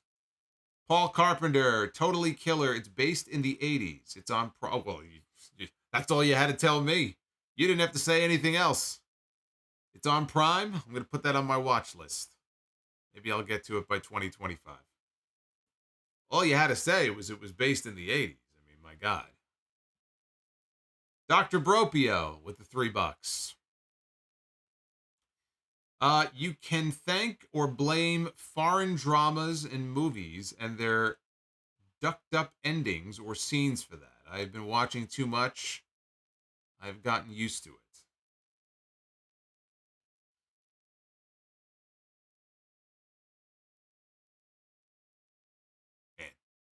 Been a while since I've seen the ending of that movie.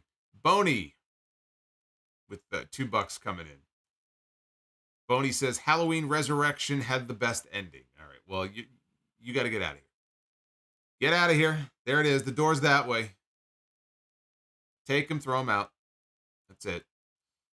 Devin from NJ with the $4.99. I'm going to start watching The Wire. What are Solomonster's thoughts on the show overall, and where does it rank among his favorite shows? I very much enjoyed The Wire. I do not rank it in my top 3 or my top 5, but I enjoyed it. It's a very good show. It's on a lot of people's list as their greatest show of all time. It's just not mine. It moved a little too slow for me. It's just the nature of the show, right? They do a lot of sitting around and listening on a wire and watching and waiting, and so it's just sort of the nature of what it is, but you'll enjoy it. It's a very good show. It's just not in my top. It's not in my top 3.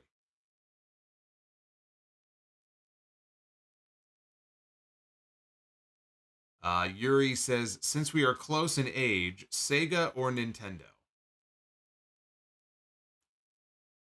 Nintendo. I enjoyed both. I had both, but I'd have to go Nintendo. I spent more hours playing Mario than I did Sonic. And I played a lot of Sonic, but Mario and those games, for me, that's where it was at. Actually, the first Nintendo I got had the power, I guess, with the power pad that you would run on for the oh God, what was it? With the hurdles and everything, right? I had the gun for Duck Hunt. It was like a combo. It was Mario, it was Duck Hunt, and then the thing with the hurdles, whatever it was called. That was my first entertainment system. Although I still have my Ataris, the Atari 2600, the Atari 5700. I still have them with the joystick and everything. Pitfall, Jungle Hunt. Hey, it's our boy Luis. Luis from California, dropping a 10 spot. Vincenzo McMahon in the $2 super chat spot with that mustache is a creep. Well, that's not the $2 super chat. That's one of the random ones. It just came up. And that's why I put it on there, because it is so creepy. I'm glad you like it. Oh, you have the Power Glove. You know, I always wanted the Power Glove. I just thought it was cool. And I never got the Power Glove. I was very upset about that. 5200. Okay, maybe I'm talking the Atari 5200. But yeah, no, I never had the Power Glove. I always wanted one. I still want one. Game Genie, of course. How do you think? I couldn't play some of those games without Game Genie. You kidding me? Game Genie was where it was at, man. I don't know what I would have done without it. If I couldn't cheat, I wouldn't have beaten half the games that I did. Game Genie was awesome.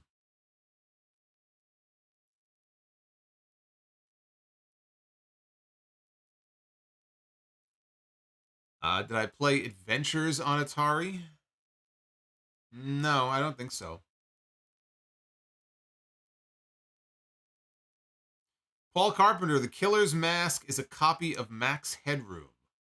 There's a blast from the past. I remember Max Headroom. I used to watch Max Headroom as well. Punky Brewster and all that stuff. Did I play Duke Nukem? Of course. Shakin' baby. Of course I played Duke Nukem. Shake it, baby. Splatterhouse. Yeah, that's bringing back memories.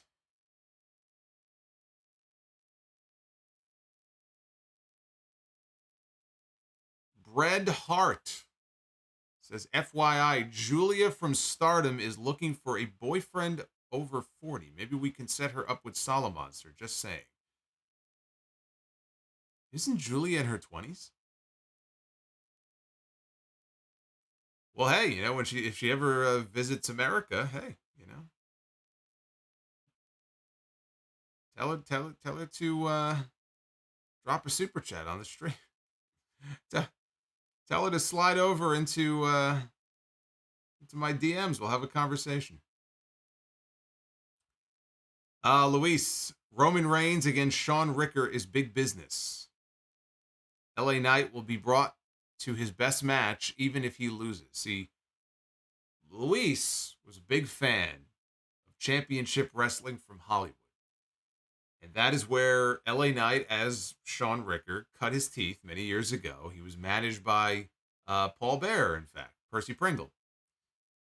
So Luis, whenever he refers to LA Knight, he still refers to him as Shawn Ricker. He thinks he's cool. But actually, Luis is a very big fan of championship wrestling from Hollywood. So there's Vincenzo. Creepy looking mustache there.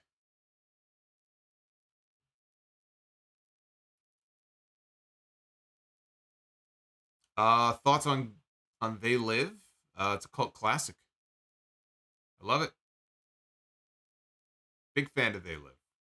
Big fan of a lot of John Carpenter movies. I mean, John Carpenter is the man.